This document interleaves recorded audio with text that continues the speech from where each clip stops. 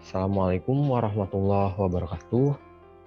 Kami dari kelompok 3, peserta pendidikan dan pelatihan dasar calon pegawai negeri sipil pemerintah Kota Cirebon Angkatan 9 akan mempresentasikan tugas analisis isu kontemporer dengan tema proxy war.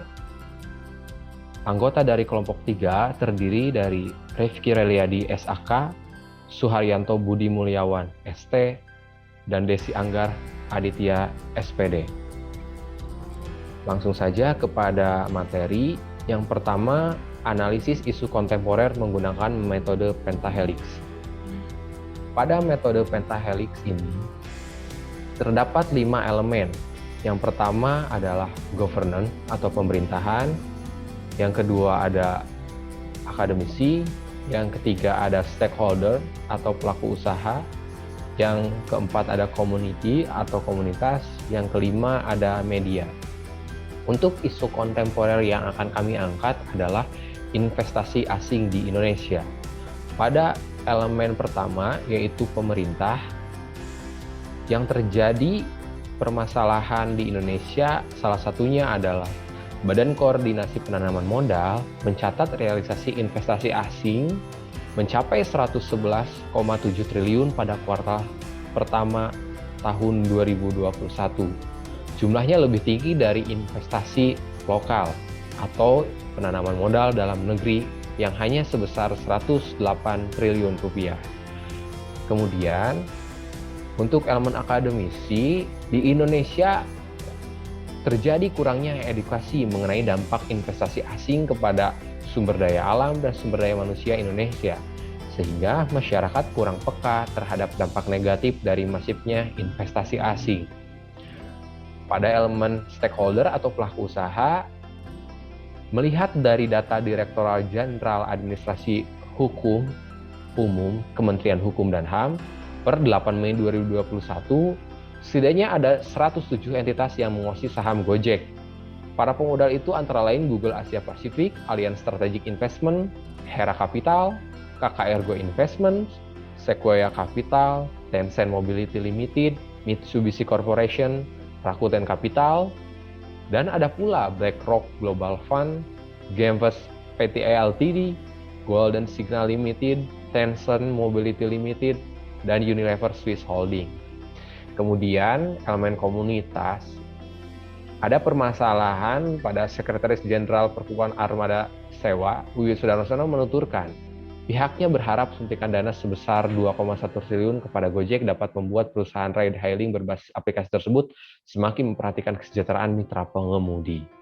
Kemudian untuk media yang di Indonesia masih banyak manipulasi berita dan isi berita pesanan yang secara mudah disebarkan oleh pihak berkepentingan, sehingga dapat memutarbalikkan fakta dan opini masyarakat.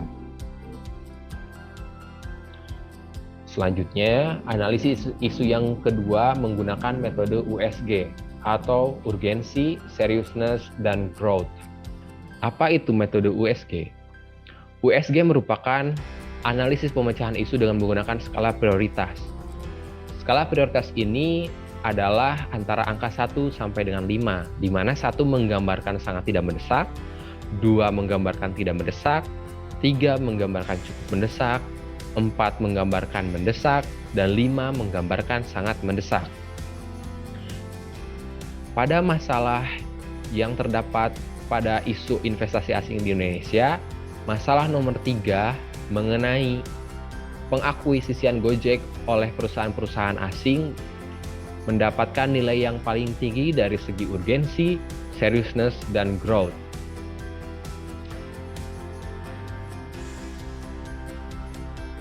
Selanjutnya, metode analisis yang ketiga menggunakan metode analisis fishbone, yaitu di mana isu yang diangkat adalah mengenai investasi asing. Ada 4 metode, yaitu organisasi, individu, aturan, dan material.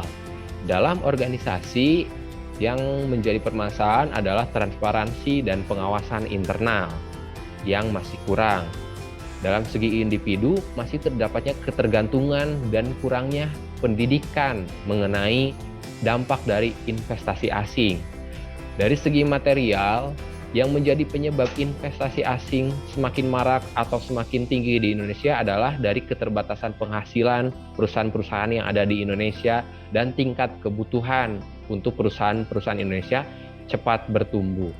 Kemudian dari segi aturan, masih longgarnya peraturan dari pemerintah untuk investasi asing lebih mendominasi daripada investasi dalam negeri. Kemudian metode yang terakhir adalah metode SWOT atau Strength, Weakness, Opportunity, dan Threats.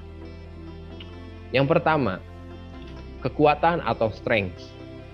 Pemerintah memegang kekuasaan penuh dalam perumusan kebijakan terkait pada pemodalan investasi asing. Yang kedua, lembaga atau instansi adalah yang mengatur tentang izin pemodalan usaha. Ini menjadi modal atau kekuatan dari pemerintahan Indonesia yang bisa dimanfaatkan. Yang kedua adalah kelemahan. Kelemahan yang terjadi di Indonesia adalah kurangnya koordinasi antara stakeholder terkait dampak investasi asing yang masif. Adanya peraturan yang longgar terhadap kebijakan investasi asing, serta rendahnya kesadaran akan pentingnya kedaulatan di negeri sendiri. Selanjutnya, peluang atau opportunities. Kemajuan teknologi dan banyaknya akademis yang mampu membuat aplikasi untuk meningkatkan akuntabilitas. Kemudian, pemerintah dengan anggarannya mampu membuka peluang UMKM untuk berjaya di negeri sendiri. Dan yang terakhir adalah bisa mempermudah alur perizinan investasi dalam negeri oleh pemerintah di Indonesia. Dan yang terakhir mengenai tantangan atau threats. Tantangan yang pertama adalah belum adanya kesadaran masyarakat terkait dampak yang ditimbulkan akibat investasi asing. Yang kedua, kekuasaan yang dimiliki asing terhadap sumber daya alam dan sumber daya manusia Indonesia terlalu besar. Dan yang ketiga, ketergantungan Indonesia terhadap negara adidaya sebagai pemodal asing, sehingga menimbulkan hutang budi Indonesia kepada negara-negara yang memberikan modal asing kepada Indonesia secara besar-besaran. Dan untuk yang terakhir, alternatif penyelesaian isu investasi asing di Indonesia. Alternatif dari penyelesaian isu tersebut yang kami usulkan adalah adanya stakeholder yang saling bekerja sama dalam menggait dan memprioritaskan investor dalam negeri. Selanjutnya, tahapan alternatif tersebut yang pertama, pemerintah khususnya Menteri Investasi membuat peraturan yang lebih memihak investor dalam negeri daripada investor asing. Yang kedua, masyarakat menerima dan mendukung program pemerintah. Yang ketiga, akademisi mengedukasi masyarakat pentingnya kedaulatan investasi. Yang keempat, pengusaha memprioritaskan investor dalam negeri. Yang kelima, media membantu mempublikasikan sehingga informasi tersebar secara merata. Kemudian hasil yang diharapkan, terciptanya iklim investasi dalam negeri yang baik, serta pihak-pihak yang harus terlibat diantaranya adalah 5 elemen yang tadi, pemerintah, masyarakat, akademisi, pengusaha, dan media.